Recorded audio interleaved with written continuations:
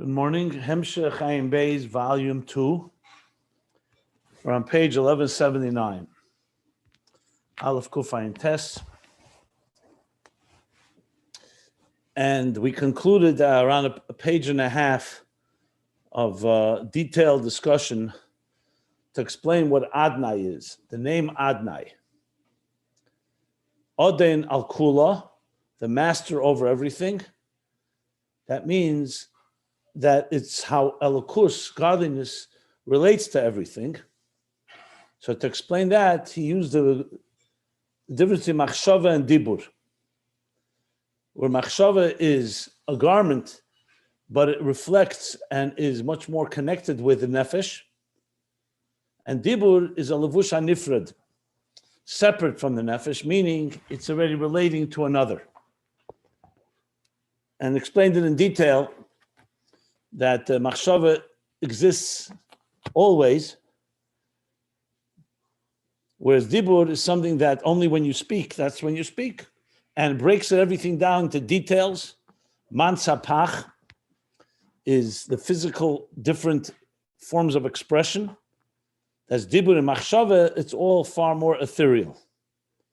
And that's why machshava, it's all bisachdus, all connected. He identified that with Pnimis HaKelim and the Kelim of Zah that are rooted, the Mansapach and the four Gvuras, the five Gvuras of Bina, Hey Gvuras of Bina, and then this Mansapach of the Kelim of Malchus, that actually creates distinction and details, and the many, many multitude of details, as he put it. The Asar Ma'amoris, which break down through their chilufim and tmuris, exchanges and replacements, into creating the multitude of details of existence. And then he concluded, Zeh inyan shem adnai, the antish tamuda oden, you are known as oden. The word oshtamuda, remember das is prominent here because das creates the connection and the integration, that Odin. And how are you on Odin? Al yidei b'chinas.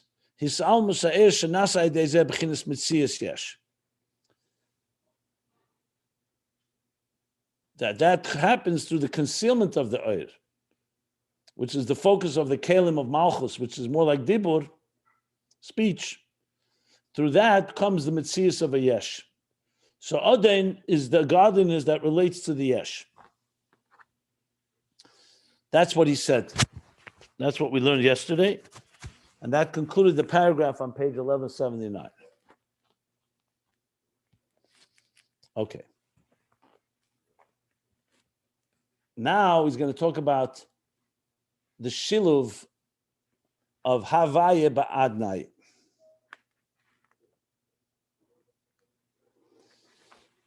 Because this describes something that's still in a state of concealment.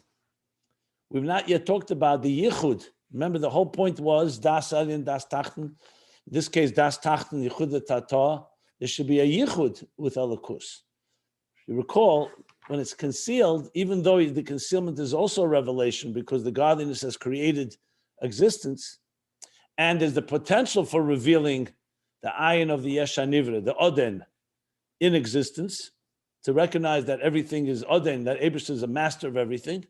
But it's still not in a state of gilui and a state of yichud with Havaya, which is what he's going to explain now. What the Aveda accomplishes.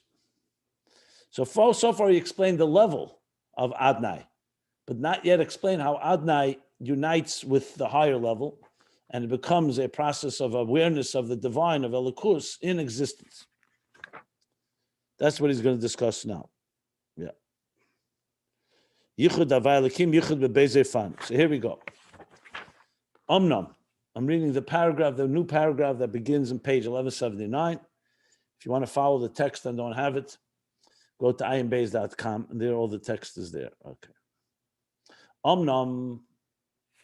That's a qualification. Omnam. However. Now, however doesn't mean a question. It just means now that we've established what the level of Adnai is. Odein al Kula. Is the godliness that is manifests in the form of Dibur Ha'elyon, speech, that creates the detailed multitude structure of existence. So you have now an existence, a real existence. So now we're going to figure out what we do with this existence. Omnam in Shiluv Havaya Ba'adnai, the intertwining or interweaving of Havaya in Adnai.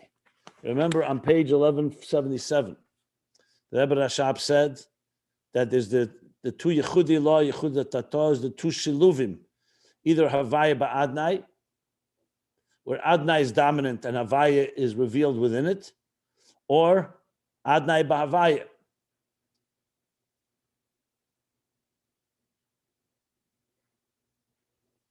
Where Havaya is dominant and Adnai is revealed within the Havaya.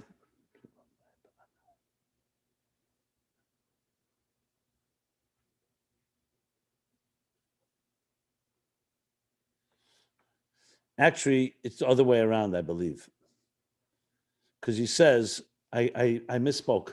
Shiluv, Kishashiluv hu Adnai B'Havaya, Ha'is Harishin hu Hayud D'Shem Havaya. Oh, it's the other way around.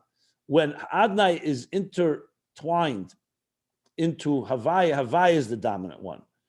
When Havaya is intertwined in Adnai, Adnai is the dominant one. That's what the other way around. You said it correctly. What I said? Yeah. I said that? Okay, maybe I said, maybe I'm confusing myself here. Yeah. Shiluv Havaya Ba'adnai. So Havaya Ba'adnai. Yeah, so that's what he's saying now. Yeah, correct. I did say it correct. The Shil of Havaya Ba'adnai is that Adnai is the dominant one and Havaya is interwoven or intertwined in it.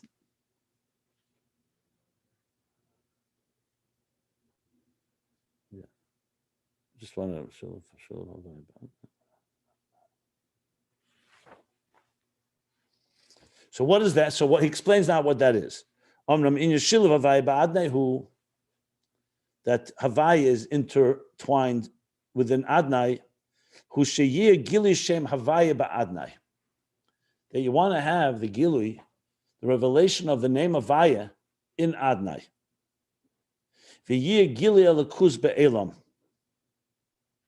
And there should be a revelation of the divine in the world. Because till now we explained how God created existence through Dibur, not Machshava, and Dibur is relates to a separate entity. It's a garment speaking outside of himself, so to speak, and it creates all that multitude of the details, and they're in a state of, like he said, concealment. But we don't want it to remain there. We want to reveal Elikus in the Welt. Like if you recall, he said all the way at the top of page 1177 that's the Avedis Ha'adam Uli is Gili Ha'er. Lahamshik Gili Er Be'elamis. That in a dark world where you don't see the divine revealed, to reveal Elikus. Shezeu HaYichud Havaya V'Elikim.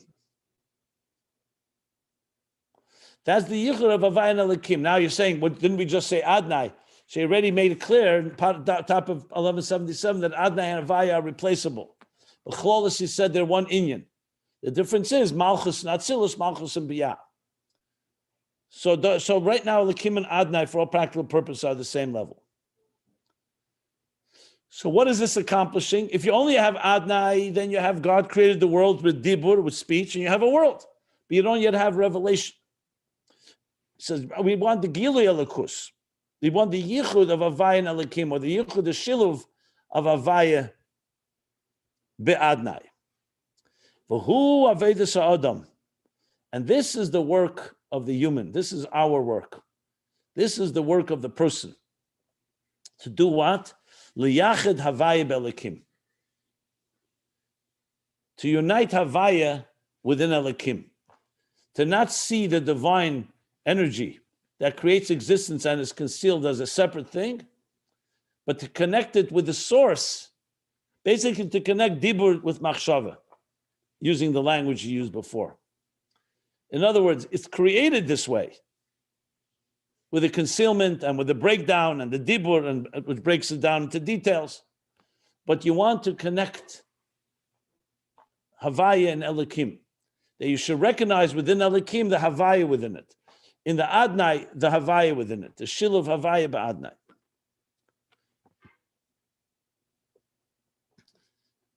But remember, this is still not Yichudei Law. We're not talking about seeing it from the eyes of Havaya.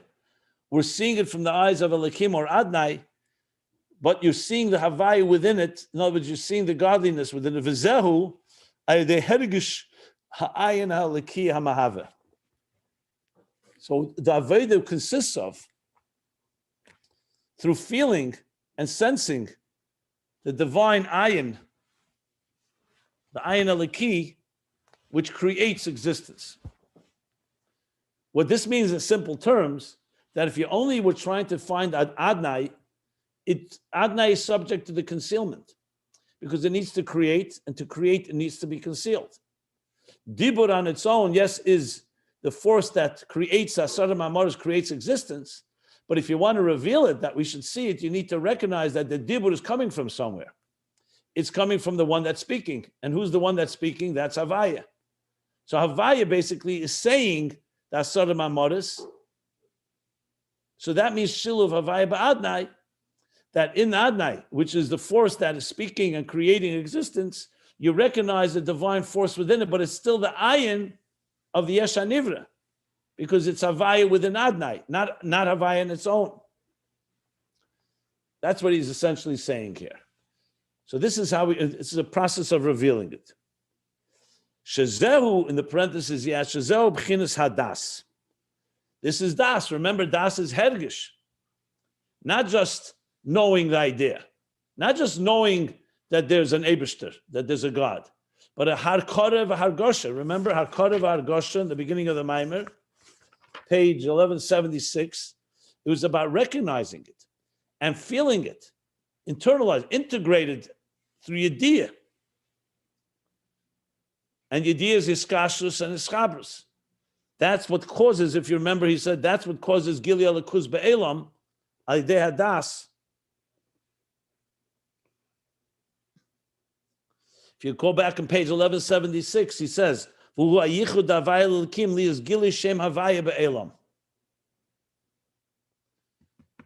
what he said there. To Gili Shem Havaya Be'elam. Then came that parentheses, which obviously is very relevant here, about Das Tachten. That even though it's concealed, it's still in a state of Gili. That's something on the Shabbat, it's just yeah.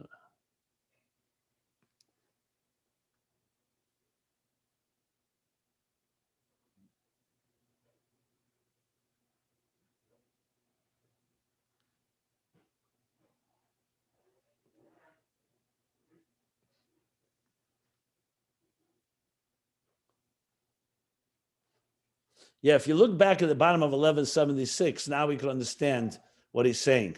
I'm just reading. He says, okay,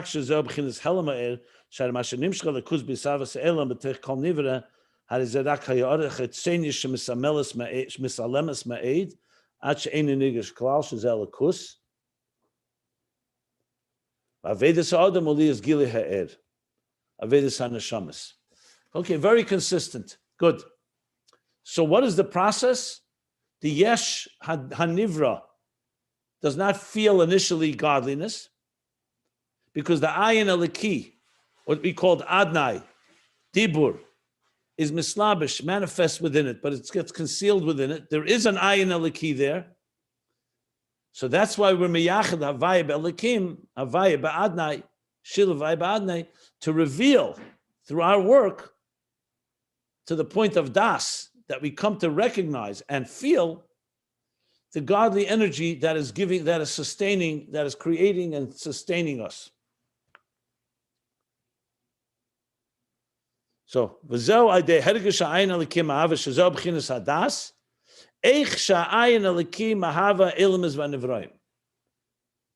sense of feeling how the Ayin Eliki, the divine Ayin that's within the Yesh, is Mahava Elam is Vanivraim, brings into being the worlds and the creations. The ima yes, the ima yes. Okay, so that's the level of Shiluv Havaya Ba'adnai and the Gilead Yichud Havaya B'Elokim. Ima yes, and even though shenesavu b'chinas yesh, even though the existence was, even though the creation was created in the form of a yesh, which means it senses itself as an entity, a self-contained entity, haritzorich li is bitl hayesh ela ayin eliki. The kavanah, the intention is that there should be bitl hayesh, a sublimation, a surrender of the yesh to the divine ayin within the yesh. And specifically through this, hukeli ela ayin eliki, by having this bittul, the yesh becomes a keli, a container, or a vehicle, or a channel to the divine ayin, to that divine level of ayin eliki, which, if you remember, why was it called ayin? Because it's not of the same substance of the yesh, and it's like an unknown entity to us. So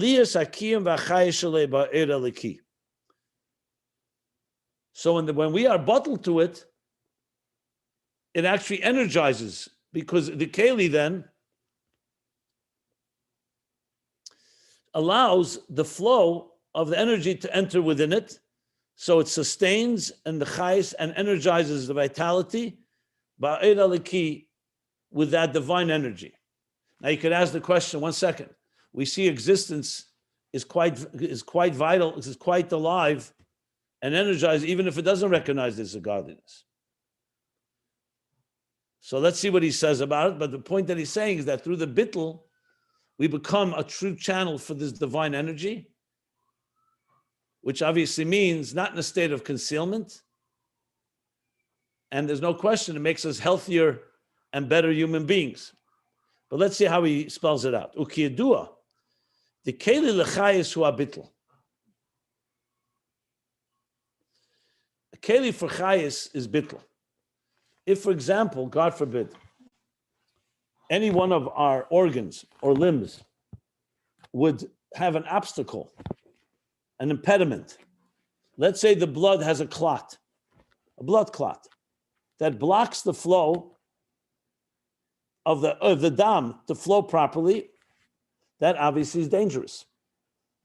Energy that enters a container, the more the container is conducive and refined and aligned with the oil, the better it is. Simple example in an appliance. If an appliance begins to rust or begins to break down and wear down, the energy can't flow quite the same way.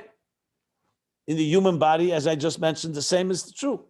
As the kalim of the body age and wear down, the flow doesn't go quite the same way. You know, when you look at a newborn child, you see the lungs heaving up and down. 100% those healthy lungs are drawing in all the energy, all the oxygen. When we get older, we don't breathe quite that way because there's already toxins. Sometimes you take a full breath in, you cough for that reason. So in a newborn child, the kalim are fresh and new, created by God, and with God's help and blessing, a healthy child, everything flows very smoothly and easily, seamlessly. As the keli gets somewhat ages or even an injury, what happens? The oil does not get weakened. The oil, however, can't flow in the keli properly. It's like having a cup with a hole in it or having a damaged container. So yes, you can have some energy, but it's not going to be the seamless flow. So what he's saying now is that the bittul, when we recognize that the ayin eliki, the oir, is what gives us sustenance, and we're not self-made creatures, that's where the chayis becomes far more internalized. Now, I asked before the question, so why is it then you see people who are wicked people, Rishayim, and people who are not, have no bittul, have this chayis? So first of all, God has compassion, and gives everyone a chance and doesn't take away bchira, free will. Second of all, there's a pasuk, v'atem advekim b'Hashem Elokeichem chayim kulchem ayim. That when we're dvekus, when we're connected to God, it makes us more alive.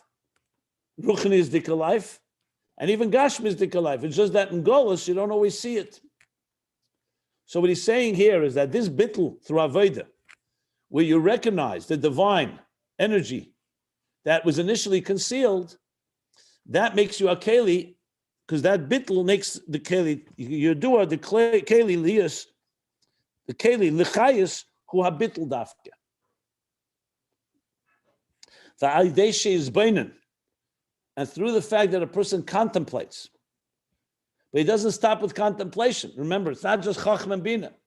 V'yargish benafshe, and he feels in his soul, in his spirit, eich sha'ayin aliki, how the divine ayin, the divine energy, hu ha'mahava,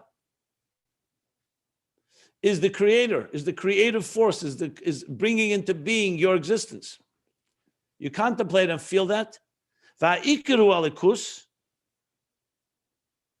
And not only that, the primary thing is the energy, not you, not the keli, not the yesh, but the ayin that gives it life. So that will cause yi bitl hayesh. So when you contemplate, you feel that, that will cause bitl hayesh, that the yesh will not be so self-consumed with its own self-contained and self-interest about itself. It'll be sublimated and, like in a way, surrender and absorb, be absorbed in, subjugated to Elokus, the godliness. So in simple terms, you're sitting and eating a meal, you're a yesh, you have chayis, God blessed you with the ability to eat. You can eat in a way that it's all about you, indulging in the food, enjoying it. I'm not talking about necessarily something asr, prohibited, but it's about you. You're hungry and you like to eat. You like this food. Or you can be mizbainan and say, 1 second. Number one, I'm alive because God gives me life. I'm not just self-made, I'm not self-created individual. It's not keichi v'eitzim yad. Number two, the food is not mine. The food sustains me because lo yalechem levade yichya adam, because not on bread alone does man live, but on meitzeh pi Hashem, on the ayin aliki, the meitzeh pi Hashem, the words of God in this food. So by contemplating on that and even further feeling it, what happens? You don't eat the same way. You don't just eat and indulge. You've become now a certain bitla yesh, you become a keli for the chayis that is both in you and in the food. And the experience is a very different one. So it's bitla yesh.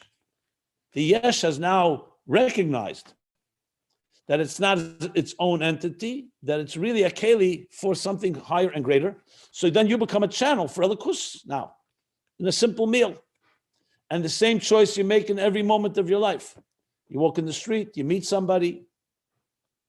Are you going to be that yesh that just does what it does? Or are you going to have that isbonnus and hergish of a bittul, recognizing the Havaya in the Elokim, of recognizing the Ayin Eliki that is giving energy to you and to whatever is happening around you. So that's the Avodah. That's the central, this is in just a few sentences, is what all Avodas Hashem is. Obviously, in different parts of existence, in different parts of our lives, it manifests in different ways. Okay. He's going to continue with this Avodas Hashem. What else do you come to when you contemplate with your das on Elokus? Basically, he didn't say it explicitly, but this is the pasuk: V'yadaita hayim v'hashavesa levavecha. Right? V'yadaita das hayim. We learned earlier hayim is simsum and oir. V'hashavesa levavecha, and you shall apply it or internalize it in your heart. That what? Ki avaya hu alakim. That avaya is alakim. And there's two ways to the yichud of Havaya and Elikim. Here he's talking Havaya be-Elikim. Shilav Havaya be-Adnai. That in Elikim you should reckon the das and levava. Remember, das brings emotions, as we learned. So V'yadaita Ayin v'shaves levavecha comes from hashaves levavecha, follows V'yadaita Ayin. And what it brings to recognizing that Havaya Elikim, that in the Yesh recognizes the Ayin Eliki that's sustaining it, making it a Keli for a Lakus. So the world initially is not a Keli until we work on it and we turn it into a Keli. V'gam zeis yavin. Additionally, another thing that we come to understand, we also come to understand not just that that the divine that is concealed is primary and that we are now accessing it, but even the Helam itself that came from Elikim, the Tzimtzum, the Helam that concealed that divine energy in order to be able to create, is not a true Helam. It's a second contemplation now. The Zesha Misalim Mistata Eir. Because that which, the fact that the Eir was concealed and covered up. Aidehe Gvuras Anal. Through the 5 Gvuras, remember Mansapach, the 5 Gvuras that concealed in order to reveal the structure of the letters that would create existence. The Gvuras. Be'emes Eine Helam Klal. In truth, is not a concealment at all. And the Eir of Shem Havaya radiates even after the concealment. So 1 second. So why is it a concealment? He says because Shahu rak legabay nevroim levad. Because this concealment is only from our perspective. We don't see behind the curtain. So we see, when you look at it from the bottom up, here's a yesh. The divine energy is concealed. We can't see it until we work on it, and then we begin to introduce it and feel it, contemplate and feel it, etc. So it's a helam for us initially, until we break through and pierce through to reveal the Lakus that's really there. But besides revealing the Lakus, we also then discover that the Helam was not a true Helam. It's only a Helam for us in our eyes. From the perspective of godliness, of the divine energy, it just went into a concealment in order for us to exist. There's a purpose, but it's also part of the divine plan.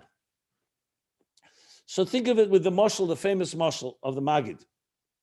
The father hides, conceals himself from his child in order that the child to reveal the ingenuity and creativity of the child, to dig deeper and find the hidden father. So right now, what do you see? The child does not see the father. The father sees the child. The father knows exactly where he is. There's no Helam Lagabi the father. The Helam is only Lagabi the child. Now, if the child does not look, the concealment remains. That's the status quo. If the child continues looking, the Aveda, and he discovers his father, so not only does he discover his father, he also discovers that the concealment was only meant to bring out his energy. It wasn't a true concealment. From the perspective, however, of the father, he always knew that. When he conceals himself, he doesn't conceal himself. He knows that the whole Helam is in order to bring Gilui. So there is a Helam in one state, the perspective of the child before he finds his father. Now, of course, that Helam affected all of history and affects everything in our lives.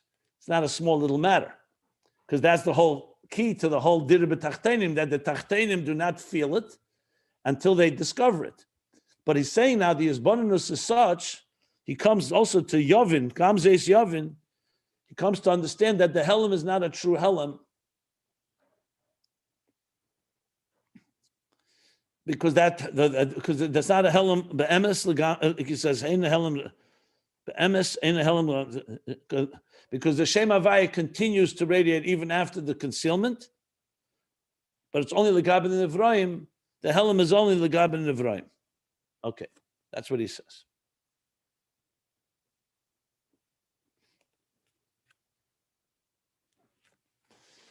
Now that we're reading this, I see not only has he shifted gears into explaining the Yichud of Ayin Elikim, it's very clear as well that he's finishing now the topic that began a long time ago about V'yadai Tahayim.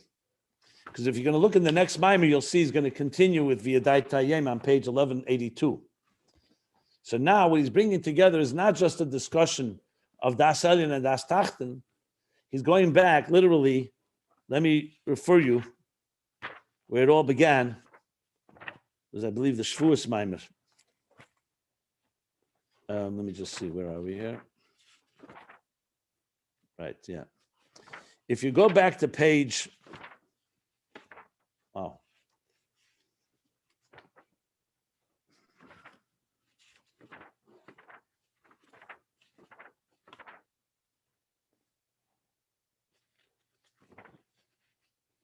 page 996. Tov Kuf Tzadik Vav. Just go there for a second if you want, for a moment. I just want to point you out a very important line. So he began there, after talking at length there, about how you transform the tzimtzum. How do we have post-tzimtzum, in a post-tzimtzum reality, pre-tzimtzum consciousness?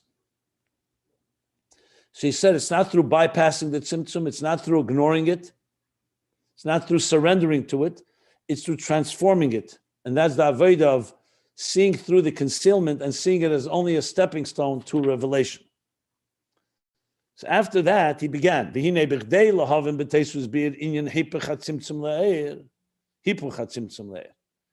order to understand with additional explanation, the transformation of the tzimtzum to eir, yesh lahavin mashakosav yadaita yem v'shavesa levavecha ke'Hashemu elikim. Ke'Hashemu elikim b'shamayim amal v'al b'tachas ein eid. And he began the discussion there. This is now referring back. So we're talking about 966 and now we're 1179. We're talking about almost 200 pages, is that right? 996, 996, I'm sorry, 996, essentially 1,000, and now we're at 1170. Yeah, something like 180 pages. 180 pages back, when he spoke about V'yadai Tahayim, if you go there, you'll see that he speaks Mamayla Mata Mamata Lamayla on page 999 and 997. V'zeh V'yadai Tahayim shu b'derech Mata Lamayla. Yeah. And that's where he began about Hayim. First he started with the diak of Hayim. Yom and Laila, Tzimtzum and Eir and Tzimtzum, then Shabbos and weekdays, Man, Lechem and Hashemayim, Lechem and Haaretz, then Das Elyon, Das Tachten, Yesh of the Ayin Amiti, Ayin of the Yesh Amiti and Ayin of the Yesh Anivra, and now coming it all back full circle to what this is in our Avodah, Das Elyon and Das Tachten of Yichud Ilah, Yichud Tata, the Yichud of Ayin Elikim. That's the flow of these last 180 pages. So now he's bringing it all back together and explaining Havaya be'elikim, the lower Yichud, Yichud Tata, Das Tachten, how we come to perceive and feel the divine within existence, and that even the concealment is not a true concealment. Wow. So this brings it all together. He's literally is concluding that whole topic. And that's why it's so important to spell that out. Yeah. A lot has happened since then.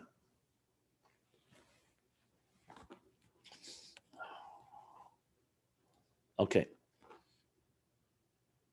Before I continue, I want to make sure everybody's with me here and following along, especially this connection I just explained of the last 180 pages.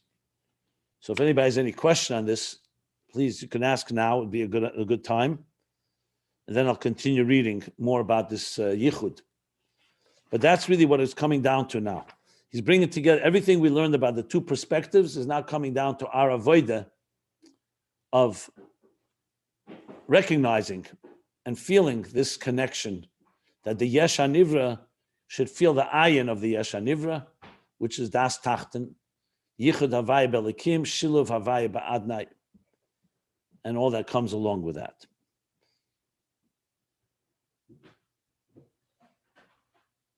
Anyone wants to ask anything or clarify anything, or if you're all fine, I'll continue on.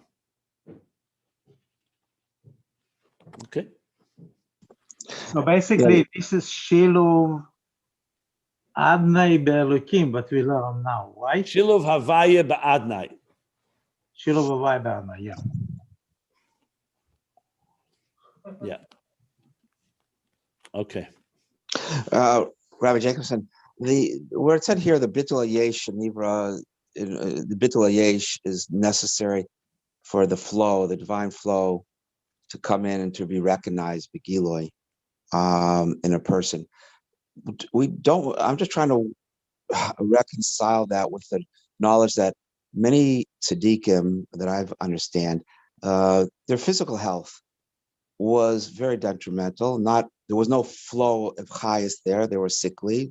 Magid Mazritrim is one example, and also tzaddikim oftentimes at like the end of their physical highest life, the Rizal when he was revealing Zutra, and the Alter Rebbe when he was revealing Rajbi, right. Their physical highest was at a low ebb, whereas their spiritual highest seems to be at the highest level.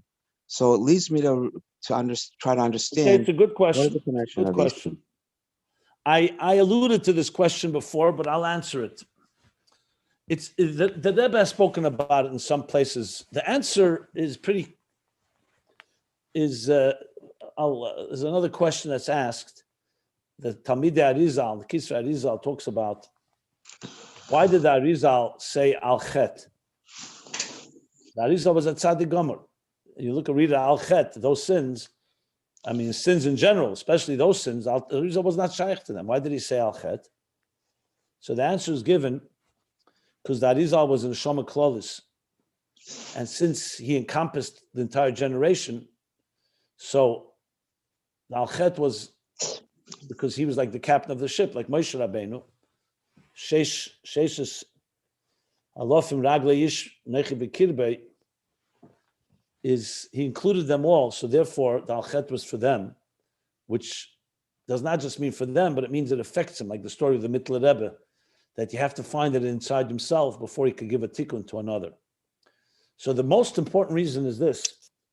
It's what the Gemara says, that Dalad Mesu be'ityov shel Nachash, that 4 people died only because of the Chet Eitz Hadas. Ityov shel Nachash means the Eitzah, the bad intentioned advice and conspiracy of the Nachash HaKadmeni, the serpent that brought the toxins Azuma into the world and brought death. So they would never have died on their own. It's like the Arizal when he was maspid the Ramak, he said, Talisa Ishala Eitz, Ala Eitz. Talisa, he says, the Pasuk says they hung the person on a tree. He says, that's the Ramak. Talisa, the whole reason he died was only because of Eitz Hadas, not because of himself. So in other words, he himself would have lived, but the fact of the matter is the Eitz Hadas impacted the whole world. And a tzaddik is particularly acutely sensitive to the toxins of the world. So though Moshe was a tzaddik gomer, he couldn't go into Eretz Yisrael because his people didn't go in.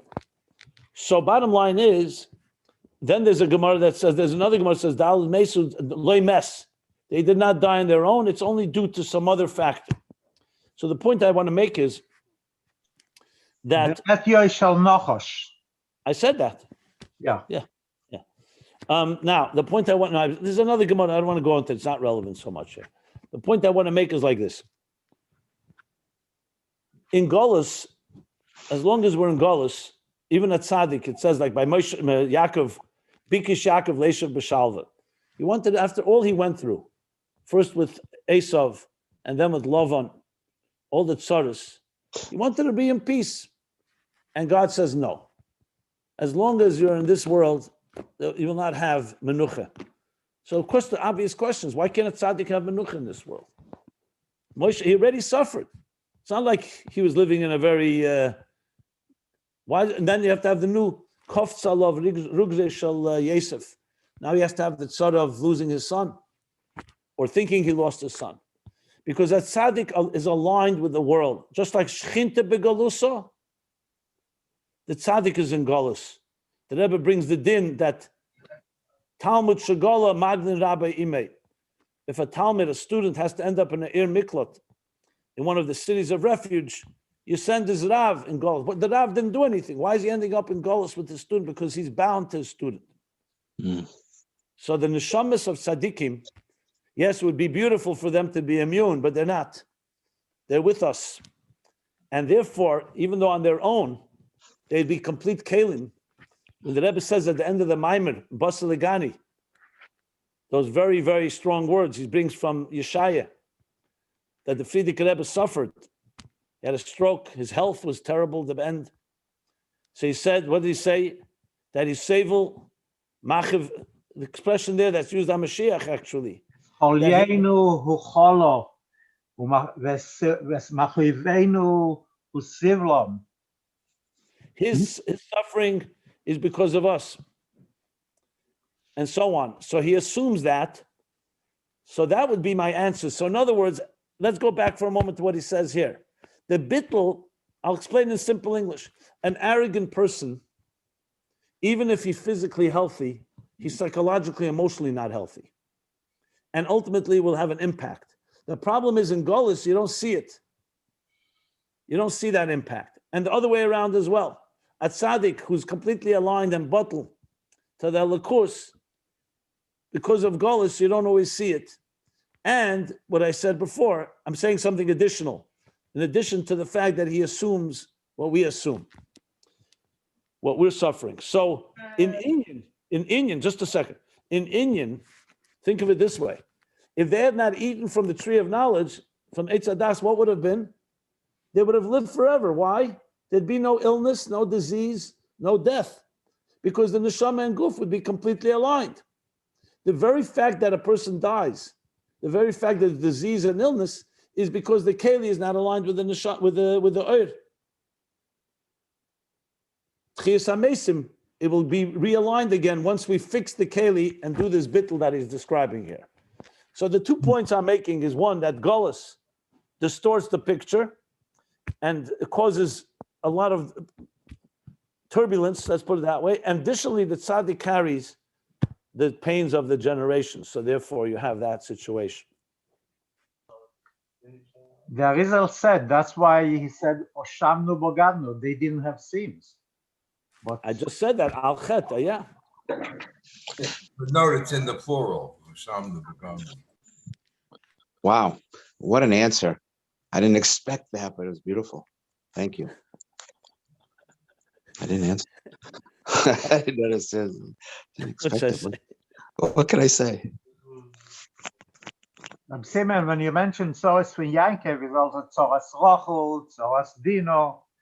Rochel died, and then the problem with Dino. Lo shokat mine urov. He never had a peaceful day. Yankov and David had the most trouble from all the generation. And then he said later he says to Paray, right? What does he say to Paray?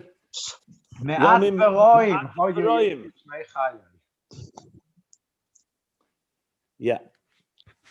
So this because of Galus, as your explanation, the Galus, how it affects even Tzaddikim Gemorim, would that also affect their spiritual perfection because of this? To some extent, yes. To some extent, yes, because remember, as long as godliness is concealed, remember, if godliness is concealed due to Galus, so for a tzaddik, there's some concealment. And he can't serve in the fullest capacity. The Rebbe once wrote to someone that, when a chassid, when you are happy, makes me happy. When you're sad, the Rebbe didn't answer. The Rebbe said, and it's obvious, the opposite is also true.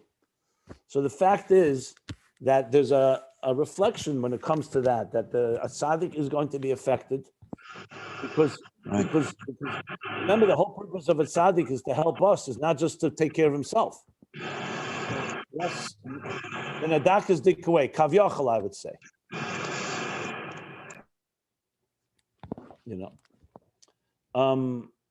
Okay. Let me just see here. Where are we here? Let me just see here.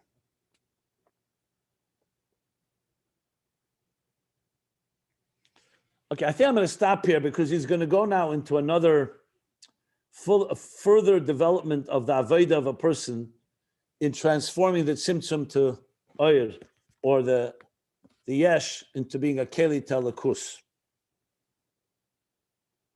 I would bring one more thing, which is an interesting statement, maybe the other way around. In the Geras HaTshuva, the Alter Rebbe says something really pretty mind-blowing. He asks the question, why is it says in the Gemara that a person who was over on a Isser Kodesh, Rahman al-Islam, on a sin that the Torah says is Kodesh. Kodesh means v'nichlesa nefesh, that you die by age 60, min hashamayim. Not Bezdin Shalmaila, not Bezdin Shalmata. So why is it that we see today people who have sinned and over on such averas, God forbid, don't die at 60? So you'd be interested. What's the answer? You know what he says? He's because in the time of the Beis Hamikdash, when this world was aligned with Elokus, so if something was wrong, it was obvious, and something couldn't survive on earth if it wasn't aligned. But because of Golus, the Chumidis has caused that we should not be aligned, so you can keep on living, even though you don't deserve to live, that person. Because the Golus conceals and doesn't let that air to flow. Interesting twist on the whole thing. That's what he says. Couldn't it also be they suffered a spiritual death, a chorus of the neshama? That's for sure. That's another story. But I'm talking about even on, why doesn't it manifest on a physical level?